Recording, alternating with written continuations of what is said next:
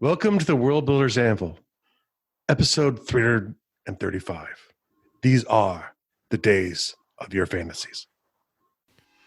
Don't know where to start building your fantasy world? Do you need more? Does it make sense? Forget any worries and become a crafter of imagination.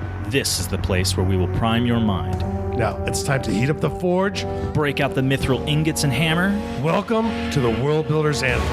I'm Jeffrey W. Ingram. And I'm Michael Miller. Let's sup from the muck of Java and build.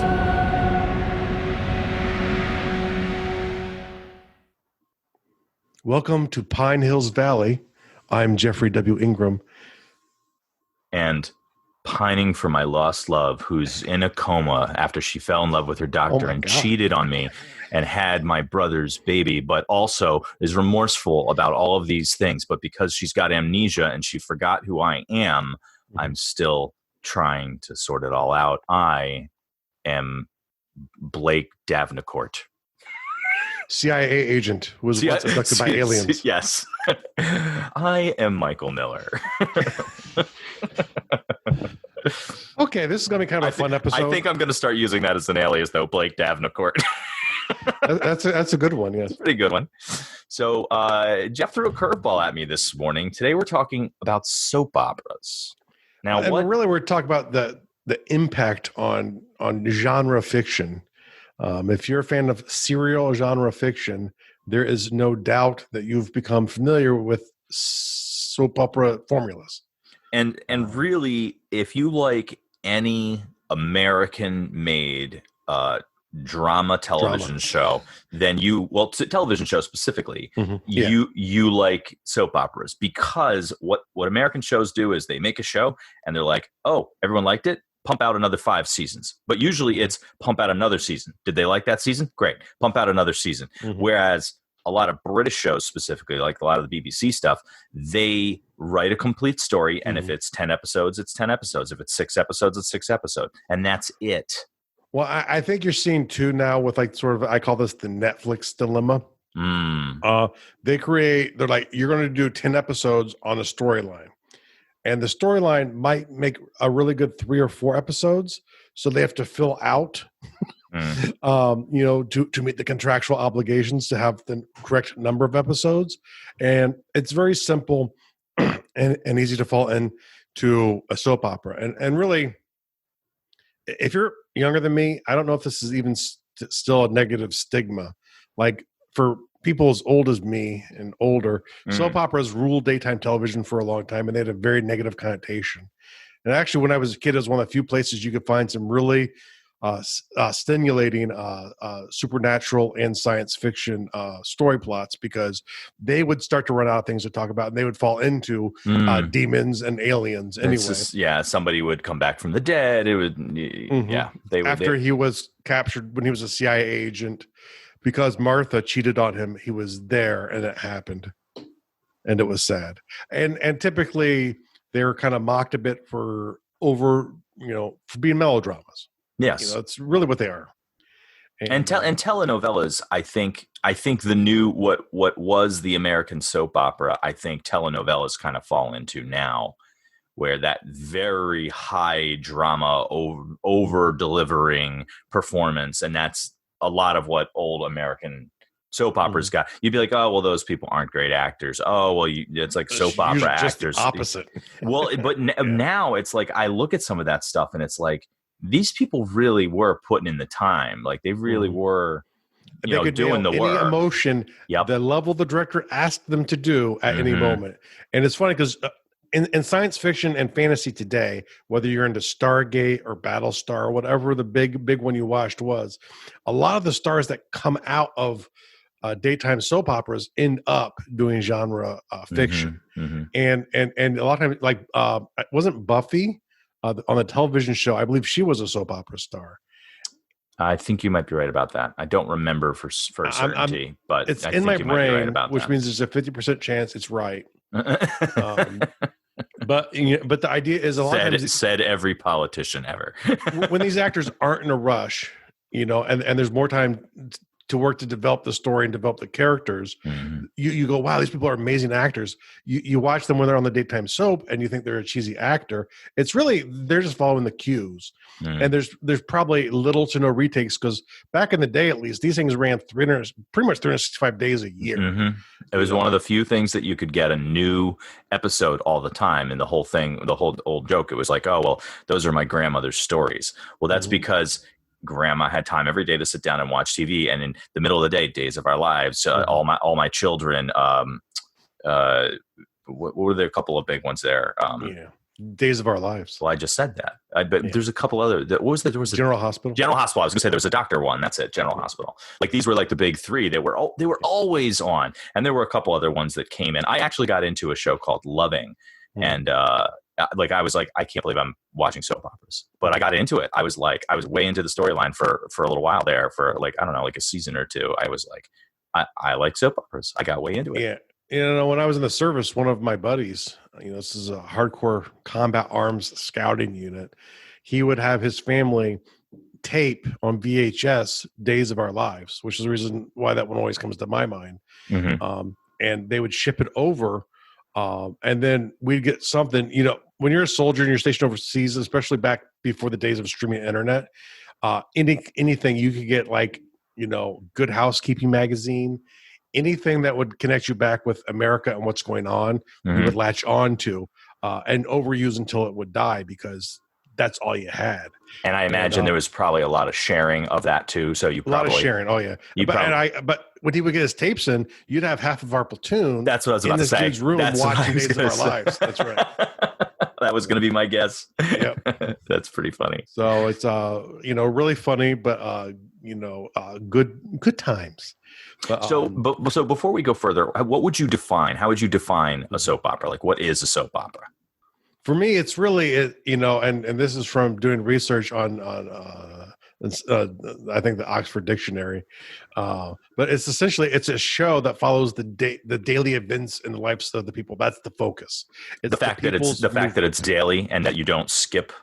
Like, it's whether or not it's literally every day, but it's pretty day to day. Like, it's not like day to day. It's not like, and really 2 years later. Yeah, the focus is really, it's the interactions, the relationships between the characters, and their reaction to events that happen, which are sometimes big. Think of like any season of any CW DC property. Oh, there you go. Well, any CW show, any CW show, they're all soap operas that I've ever seen. Yeah. But it's like you take a season of The Flash. It's about Barry, and and the days of Barry's life, and it's his ups and downs and his relationships with his friends. And it just so happens that he defeats supervillains, throughout the season. There's a lot of shows like that where you could literally remove the supernatural, the science fiction from it, and you still have a compelling drama. Yeah, you might need to create new set pieces, but right, you create a new one. And it was me thinking about that. Because I think CW is getting ready to come up with another one. I kind of lost my love of the CW stuff. I can't keep up with them. Like, I have so many saved on Netflix, and I don't have the time to watch them all. There's too much, and I would love to finish. It's really the same stories on all of them, because it's not necessarily a bad thing, but the thing is, there's just too much. So I just don't watch them anymore. And they were never great. They were good. I enjoyed them tremendously for years. So thank you, CW. And I advise people to watch them on and off. Just don't invest your life in them, because it could be your entire life watching these shows. Yeah. But as I start thinking back about it, and like when they rebooted Battlestar, perfect example. It's a soap opera. And if you compare it to the older one was not. Now, don't get me wrong. Any serial will always start to cross over with elements, because the drama of a love triangle and stuff like that fits into drama. But for me, the difference is, it's like when the story is focused on overcoming the element, like the Cylons in this episode, when that is the focus of the story and everything is around that, and the other things are just one-off moments to add drama or comedic relief, it's not really a soap opera. but the distinction, it's close. So sometimes it's hard to really tell. But I think in serials, even ones that don't start off being this way, the longer they run, especially past their original story arc, the more likely you are to see an invasion of soap opera elements. I'd say the two most prevalent styles of shows, at least in America, that are fictional, Mhm. Are soap operas and police procedurals. I was just going to say procedurals, yeah. And I would say that's not And always a lot of times, sometimes they're both. well, sometimes they're both, but also like I was going to actually go more like police law / medical procedurals because you got a lot of those shows too. Well, I'd argue, which is why a medical procedural show. I've seen medical soap operas. Grey's Anatomy. My wife loved that. Good God, was that a soap opera? Well, House. I mean, House is certainly House, procedural. I guess you could argue was a procedural. Yeah, I would say that was more procedural than not.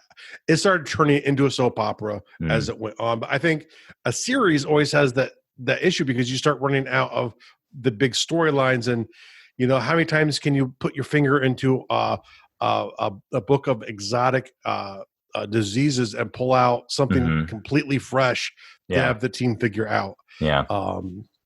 I tell you what, for me, they could have just kept going. I loved that show.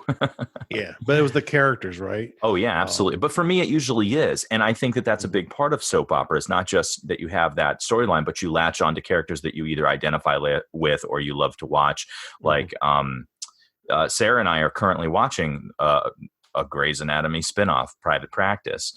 And I didn't realize there was a spinoff. There was a spinoff, and the lead character, we don't like her as a person.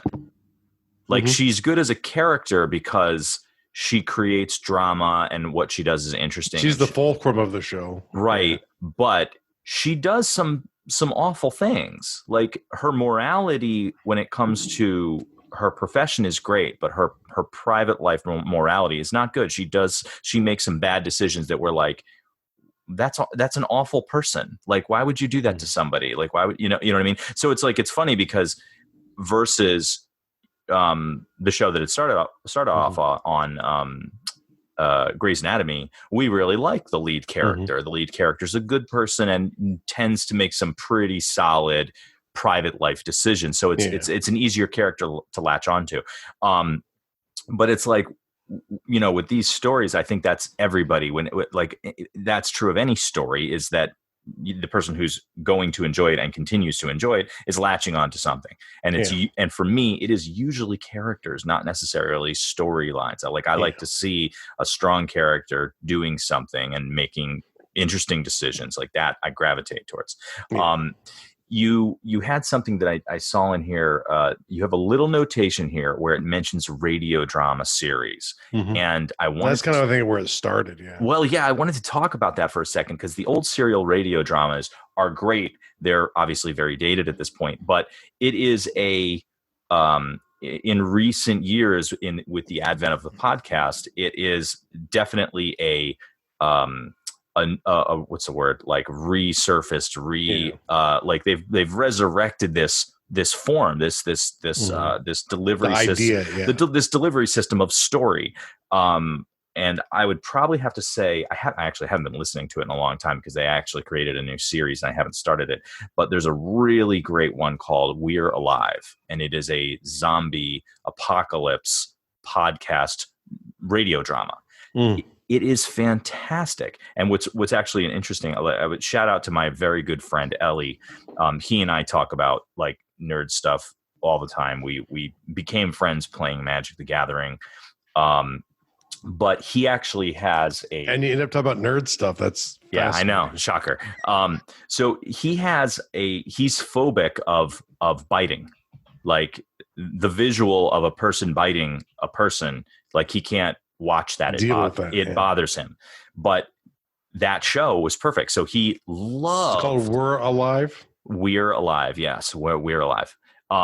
Absolutely fantastic. I will say this: the first few episodes, it's going to take a little bit to get going, and there's a build, and the acting is a little rough in the beginning, but man, does everybody fall into place, and there's just some amazing voice actors, amazing performances, and really solid character work.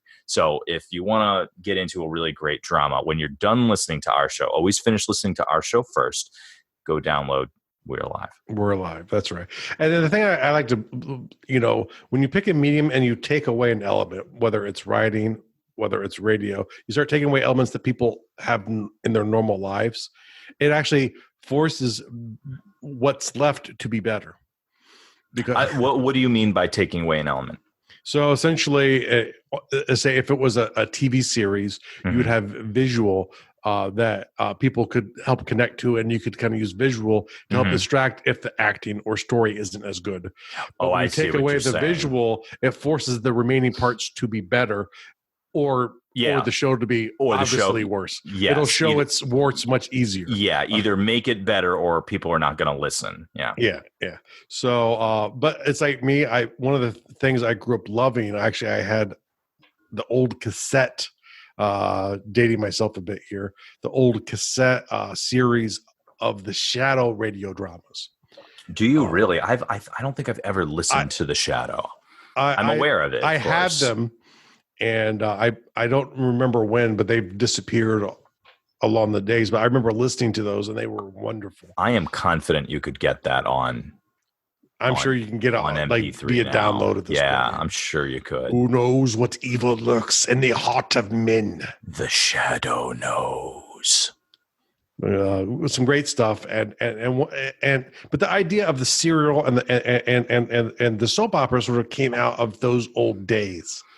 And they're kind of reinvented now with podcasting. I agree. There's some really good story stuff that's happening, or you're getting your reality TV doses and stuff like Roll20, where they're doing something that's fictional, but then you have these elements that pop in out of real life, which kind of add a reality TV element to it as well. Or you have shows where people just blather around. Welcome to the golden age of audio. Really, it's really kind of amazing that that's where we're at right now. It could be. The technology changed the game, making it so accessible to everybody, gives everybody a voice. The only problem that I have with that is it makes it puts a lot of chaff out there. But I am a believer in that. The more the merrier, because with quantity you get quality. Yeah. So if there has to be, it might take more looking. But, So if it means that there has to be 100 shows out there like ours, then it means there's probably one or two that are really, really good.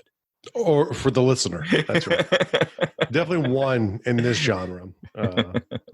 But it kind of got me thinking. And the first one I could really date it back to, this idea of genre fiction as a soap opera, was probably Buffy the Vampire Slayer. Great show. I loved that show. Definitely, which was a great show, and I loved it. Definitely a soap opera by definitely a soap long opera. And far. But I don't really, before that, there really weren't a lot of story arc kind of shows even. I mean, I think X-Files was the first truly arc show that I could think of. I know Babylonia 5 was it was the master of the arcs. Or Babylon 5, as they call it in the States. Did I say Babylonia? Whoops. Babylon 5, which was a great thing that you should never watch watched that show. But I don't know if I would classify that. Once again, as it went on, it had more of those elements become fixed in. But it was a good, but it was a long play show that it was one of those you could not watch out of order. Well, see, I think that's interesting is there are certain shows where they're kind of got their foot in each arena, where like Firefly and Cowboy Bebop come to mind, where you've got a lot of episodes that are standalone individual episodes that might barely touch on the season-long arc. But it's really in some ways the serial traditional. In Cowboy Bebop, there's tons of episodes that don't touch on it at all.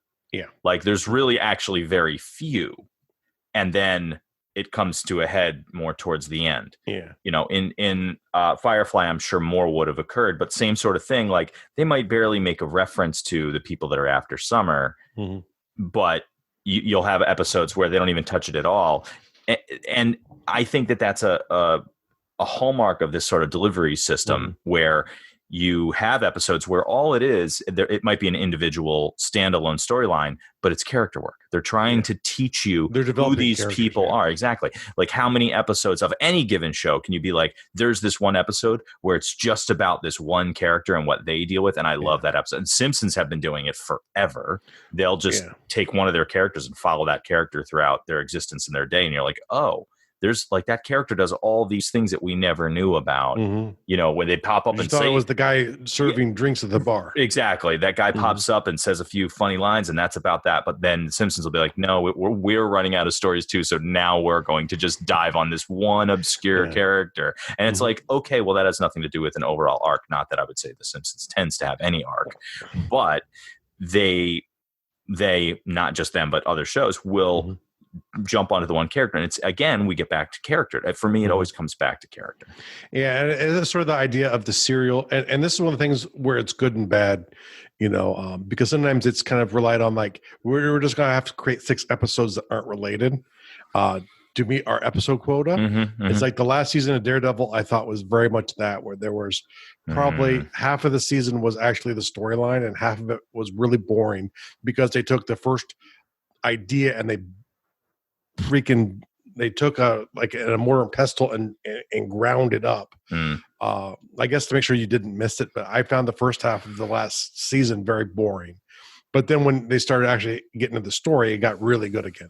And it was a great story arc, but the problem is the way they used the serials was, it's like they needed more than they had more episodes than they needed to tell the story that they were trying to tell.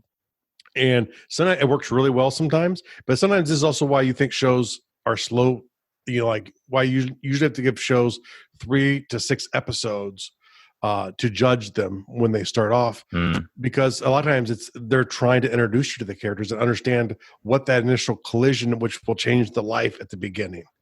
We were watching Private Practice a couple of nights ago, and you know, like porn. A character became pregnant, and she does not know who the father is, and my wife was like dying to know which guy. And I'm like, they're not going to. She's like, we got to watch another episode. You know, it's getting late in the night, and you know that binge mentality where it's like, I really want the answer. 24 hook. Yes, it was at 24 hook. I really want to know what that next thing is. So you're like, all right, let's watch another episode. And I'm like, honey, they're not going to tell you for like 5-6 episodes at least. You're not going to get to know yet. They're just not going to tell you. That's the recipe. So sure enough, we watched like 2. We watched 2 or 3 more episodes, and we still hadn't gotten the answer. So and 24. I wouldn't say was so great about like getting the answer, but what 24 did brilliantly over and over again was leave you at an excellent cliffhanger that made you really interested in the next episode.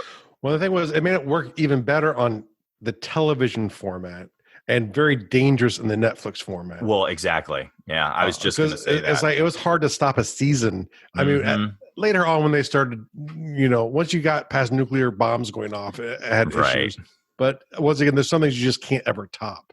Yeah. But you know, the season flows. It's like every commercial break. There was at least. There's always the major plot of the season going on, but there would always be another one in there, or at least that you're like, oh, I have to see. And then you know when it comes back, it's not going to be to that. It's going to be to the next character or the next character, you know, and it'll bring them together for the episode. But, you know, all of them don't come together until the end, and it can be frustrating. But in a way that made it compelling fiction. I didn't get into 24 until they were like, I don't know, season 4 or 5 or whatever. So yeah, I made that mistake too. So the thing is, like, I had friends that had it on DVD, so I got it. Did I borrow some from you? Maybe. No, we Netflix stars. I borrowed some from, I think, maybe my brother then or someone. I forget who I borrowed them. It doesn't matter. But I was like, oh my God, I cannot imagine watching this on television because I'd be like, every week I'd be like, oh my God, which is great for marketing. Like everybody was like, everyone's like waiting on the edge of their seats to get this next episode. So whoever has watched it is hooked hard, and they're going to tune in next week. Whereas when they're going to sit on the internet and they're going to come up with countless theories, which must be the writer's best friend. Like, we have no idea what to do next. Let's go look up some fan theories. Yeah. and we're going to either play off of them or we're going to tease it and then get rid of it or something. You know, I had for a while there. One of my old phones used the what was it, CEU or counter CTU. CTU, yeah. Counter terrorist unit. Yeah. So I had the CTU telephone ringtone on my phone, which I'm sure is very unoriginal. I'm sure a ton of people did that. I can't say that I did that, or I won't say that. I did that. But the thing is, what I found out later is that was actually a custom made sound for the show. Like, there is no phone that made that sound manufactured that way. They created that sound to give their office phone line a very distinct sound, and they were distinct. They sounded very similar to many other office rings, but they were made for the show. When you watched that show and you heard that ring, you were like, you knew. So for me, it was like a test. When my phone would ring, anyone who quickly turned their head, I was like, you watched 24. They'd be like, why does that sound so familiar? I'm like, that's the CTU phone sound. So again, in here, you know, I think the ultimate question that I kind of philosophically was thinking about is it even good or bad? Is it morally gray, the soap opera influence? And I think for me, I don't think it's good or bad. If it's done right, it could be very good. I would think it's good. It's overall influence. Especially if you're looking for characters and character influence. Now, where it gets bad is in the way that soap operas were being produced, at least when I was a kid, and probably the ones that are still active are probably still pretty much done this way, where once you get in there and and the productions every day, you don't have time to do any research. So your way to overcome the medical problem is shady at best, because you had 15 minutes to write that scene and one take to film it. You know, that's where I think soap operas, got in trouble. The old daytime soaps got into trouble was the time that they had to execute stories. The nature of their business was always moving. So, I'm sure, sometimes the next scenes may be being finished off as you're finishing up filming this scene, so you can get your shows together, or maybe not quite that close, but much closer than, and even a traditional show in the US today, where once you get the green light, you take whatever amount of the story that's there and you flesh it out into episodes. Where here, I think what you're talking about, though, is more an argument of production and product quality necessarily than overall influence of how soap operas impact the overall idea of created fiction. And I think because of that quality, it's impacted people's reaction sometimes when realizing. Maybe their expectation in what this is soap opera, what's so acceptable. It must not be good, And so I think there's a psychological impact that it might have, which I think is wrong. It's like Battlestar Galactica. The reboot was a very good soap opera. I enjoyed it. I didn't like the Buffy the Vampire Slayer.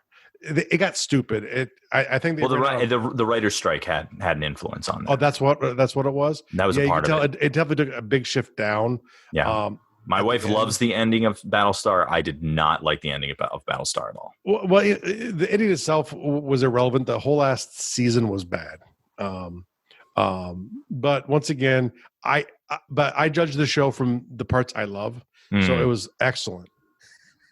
You know what? Look, I mean, if there's a lesson to be learned here, I think it's that. I mean, you made like one of the best points that in my opinion you can say about enjoying fiction is that enjoy it. Like there's going to be parts of Star Wars that you don't like. There's going to be parts of Star Trek that doesn't make sense. There's going to be things that you're like, oh, I really love this, but I hate that part of it.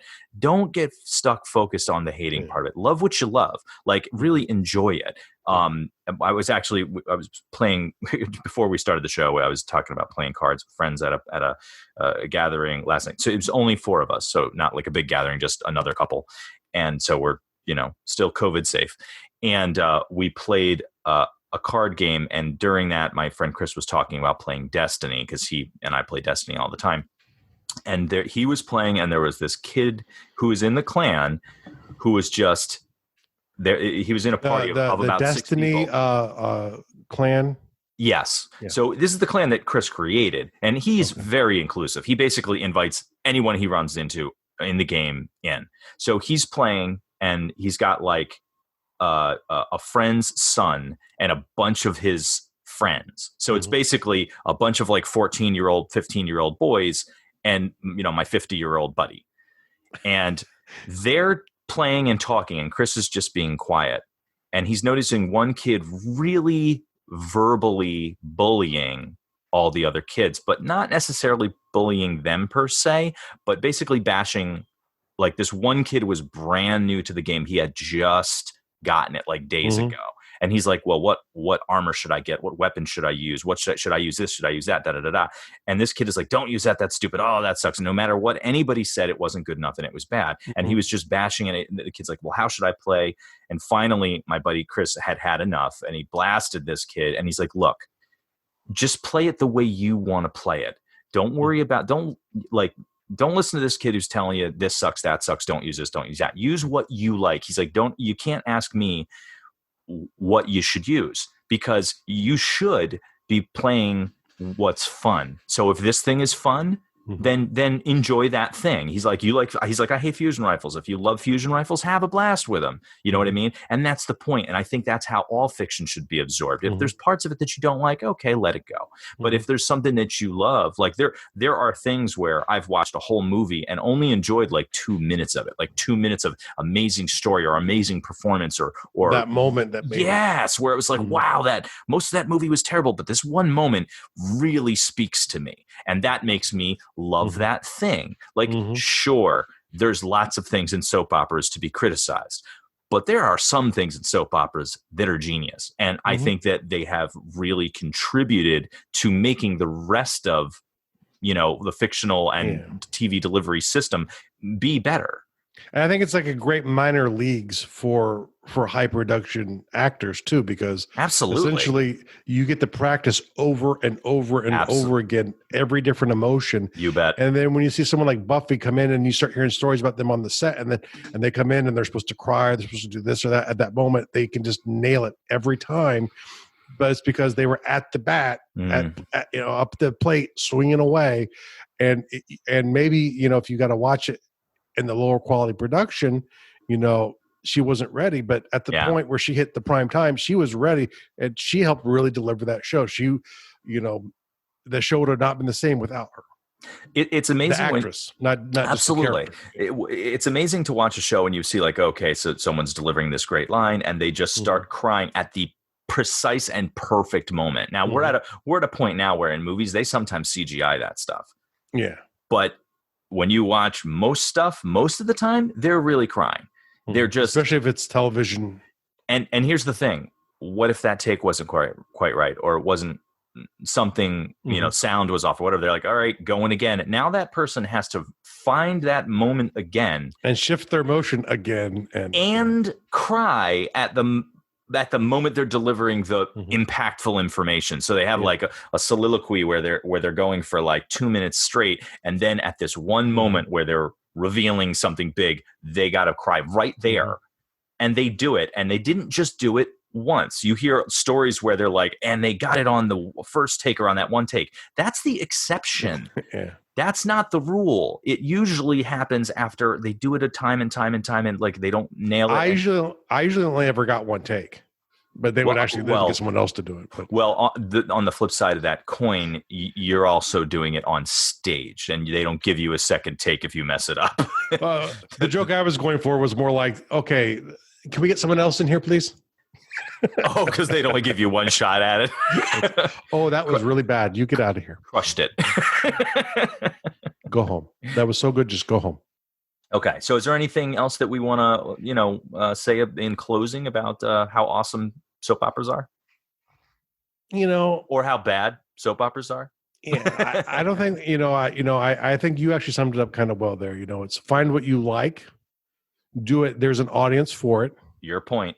And if there's something you need fed, keep looking, you'll find it. It's been made. So if you want to consume it, it's out there. And if you can't find it, make it. Write it. Yeah. Because we want it. And so for the world building task of the day, Michael, can you take this one? World building task of the day is Days of Your Lives characters. So I'm gonna try to extrapolate what you mean by this. Does that mean you want to have them take their fiction and maybe drop their characters into the roles of Days of the Lives? No, the more is to think about what are those soap opera moments of your characters. Even if you're not writing a soap opera, romantic themes, Trail. suffering and pain themes, betrayal. Sometimes it's thinking about it from the melodramatic. Loss. Will help you find better paths for your characters. So at least war game it out, the stories that you're working on, as a melodrama and a drama, even if you're going for comedy, because it will help you find other moments that work. And don't forget, comedy is drama. It's just the timing is different, so don't think that just because it's a comedy, these rules don't apply. They apply just as much. But think about from the melodramatic, the dramatic, and the comedic whenever you do something, because you'll find the right mix of things to make what you're doing work a little bit better. And now for your real world task, COVID's still going on. I am becoming pessimistic on when it's going to end. I found a site called ffwd.org. And if you go there /volunteer, there's a link on the show notes for this episode. They have some places that you could do virtual volunteering for. So maybe you used to do a lot of volunteering, but maybe it's not safe. Maybe that place is closed down. If you're looking for opportunities to give back to the community, which needs it right now, figure in the last quarter, the GDP was down by 33%. 33% of our economy went away. What would the virtual volunteering consist of? Like, do you know? There's they have different nonprofits, like tech companies, and some of them will actually teach you how to, there was one, like a warrior program where they would teach you how to talk to vets, so to help bring down the suicide rate among veterans. Oh, wow. So there's all kinds of different opportunities out there. It's a place where they have a whole bunch in a spot that you can do virtually. So if you're looking for a volunteer opportunity, you've been stuck at home, you're maybe going a little bit crazy, go check out the site. Hopefully it's legitimate. I have no way to really back it up, but it looked pretty good to me. I think it's fantastic. So www.ffwd.org/volunteer. Mm-hmm. If you go to our site, Gardul.com, that's GARDUL.com, to the show notes for episode 335, to search episode 335 in the search bar, and it will take you to it. There'll be a link on the page as well, too. So we hope you found this episode enjoyable, and we'll talk to you next time. Go have a good time watching your soaps. Thank you so much for listening to the World Builders Anvil. We would love it if you would share the World Builders Anvil with 2 of your friends. And so would they. If they are unfamiliar with podcasts, then you get to introduce them to the wonderful world of podcasting. Take them to Stitcher or iTunes, or best of all, just send them to our website, www.gardul.com. That's GARDUL.com. Now strike while the mithril's hot.